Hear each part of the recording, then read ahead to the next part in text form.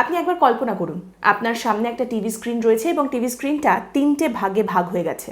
একটা খোপে, একটা ভাগে একজন মহিলা, একজন পুরুষ, একজন মাঝবয়সী মানুষ, একটা গোটা প্রজন্মের শিক্ষক শিক্ষিকারা কান্নায় ভেঙে পড়েছেন।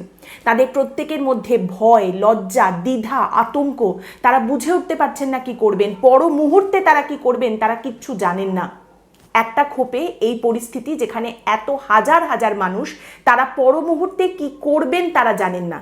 ঠিক তার পাশের খোপে মুখ্যমন্ত্রী সাংবাদিক বৈঠক করে চিৎকার করছেন।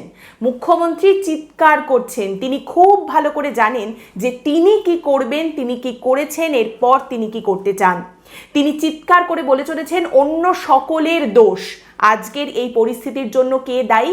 বিরোধী রাজনৈতিক দল দায়ী, বিচার ব্যবস্থা দায়ী, কেন্দ্রীয় সরকার দায়ী। শুধু কার কোনো দোষ নেই, তার নিজের দলের, তার সরকারের কোনো দোষ নেই। তিনি চিৎকার করে চলেছেন।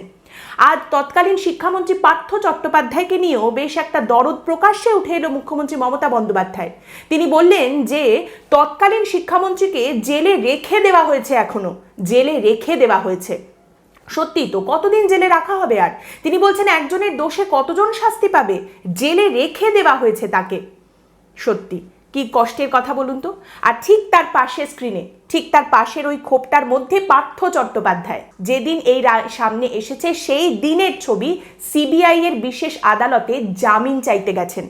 পার্থ চট্টোপাধ্যায়ের আইনজীবী আদালতে বলছেন আমার মক্কেলকে যে কোনো শর্তে, যে কোনো মূল্যে জামিন দেওয়া হোক, ধর্মাবতার আমার মক্কেলকে ছেড়ে দেওয়া হোক। তিনি কোনো দোষ করেননি, ওএমআর শিট তিনি ধ্বংস করেননি, ওএমআর শিট পোড়াননি, 2.5 বছরের বেশি হয়ে গেল তিনি জেলে রয়েছেন, এবার তাকে ছেড়ে দেওয়া হোক, তাকে এইবারে আপনি জামিন দিন। এবং সেখানে সিবিআই এর ওই বিশেষ আদালতের আইনজীবী যখন সিবিআইকে প্রশ্ন করছে যে আপনাদের এই বিষয় নিয়ে নতুন করে কিছু বলার আছে, সিবিআই আদালতে দাঁড়িয়ে পার্থ চট্টোপাধ্যায়ের জামিনের শুনানিতে বলছে না, আমাদের কিচ্ছু বলার নেই। তাহলে আজ থেকে 2 দিন পরে, আজ কাল পরশু এর মধ্যে 7 তারিখের আগে পার্থ চট্টোপাধ্যায় যদি জামিনটা পেয়ে যান, তখন কি হবে বলুন তো? আমাদের মুখ্যমন্ত্রী, আমাদের মানবিক মুখ্যমন্ত্রী, মানবিক শিক্ষামন্ত্রী এবং মানবিক প্রাক্তন শিক্ষামন্ত্রীকে নিয়ে ডিপ্রাইভড টিচার্স অ্যাসোসিয়েশনের মিটিং করতে যাবেন মানবিকতা দেখাতে।